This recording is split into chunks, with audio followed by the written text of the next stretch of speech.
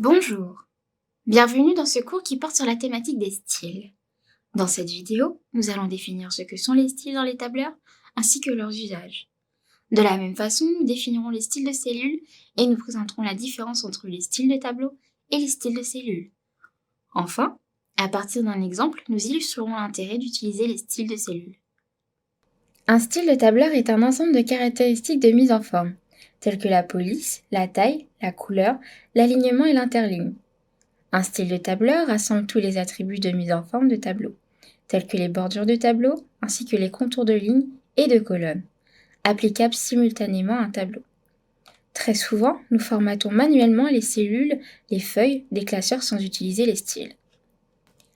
Les styles sont des attributs logiques.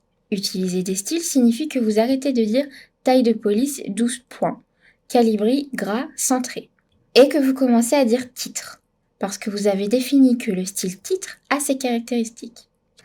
En d'autres termes, les styles signifient que vous focalisez votre attention non plus sur ce à quoi les feuilles et les cellules ressemblent, mais sur ce que les feuilles et les cellules sont.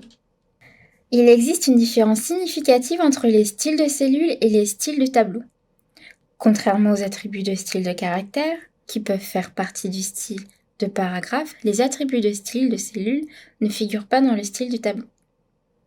Par exemple, vous ne pouvez pas utiliser un style de tableau pour modifier la couleur de la bordure des cellules qui figurent à l'intérieur du tableau. Autrement dit, les styles de tableau comprennent les marges, les en-têtes et pieds de page, les bordures et les arrière-plans, et la séquence d'impression des feuilles. Les attributs d'un style de page s'appliquent seulement quand un classeur est imprimé, ils ne sont pas affichés à l'écran. Un style de cellule comprend les attributs de mise en forme comme les marges de cellule, les styles de paragraphe, les contours et les fonds. Lorsque vous modifiez un style, tous les tableaux ou les cellules auxquels ce style est appliqué sont mis à jour automatiquement. Les styles de cellules n'incluent pas forcément tous les attributs de mise en forme d'une cellule sélectionnée. Lorsque vous créez un style de tableau, vous pouvez déterminer quels sont les attributs inclus. Ainsi, lorsqu'il est appliqué, le style de cellule modifie seulement certains attributs, tels que la couleur du fond de la cellule, et ignore tous les autres attributs de la cellule. Illustrons nos propos avec deux extraits. Dans le premier extrait, nous avons appliqué un style de tableau. Dans le second extrait du même tableau, nous avons appliqué des styles de cellules à certaines cellules. Si vous souhaitez appliquer plusieurs attributs de mise en forme à la fois à une cellule ou une plage de cellules, il est plus simple d'appliquer un style. Les styles vous permettent d'assurer la cohérence de la mise en forme dans l'ensemble de votre classeur. De plus, ils permettent de fluidifier le travail ainsi que le formatage rapide des données. Illustrons nos propos avec un exemple. Par exemple, avant l'application de style de mise en page. Voici un extrait d'un document sans mise en forme avec le style établi par défaut par le tableur. Dans un second temps, voici ce même document avec une mise en page appliquée grâce au style.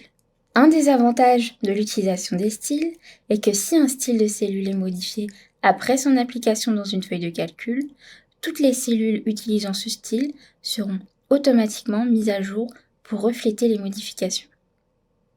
Autre avantage, les styles de cellules peuvent intégrer la fonctionnalité de verrouillage des cellules.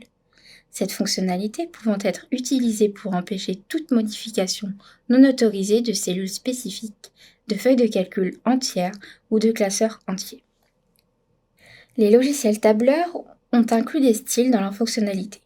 Il est possible de les utiliser comme base, de les modifier ou de créer son propre style de cellule. Pour conclure, dans cette vidéo, nous avons défini ce que sont les styles de tableurs. Nous avons fait de même pour les styles de tableau ainsi que pour les styles de cellules. Nous avons observé la différence entre les styles de tableau et les styles de cellules. Nous avons vu l'usage des styles en bureautique, puis nous avons illustré à travers un exemple l'intérêt d'utiliser les styles dans la réalisation d'un document de qualité et bien organisé. Merci de votre attention.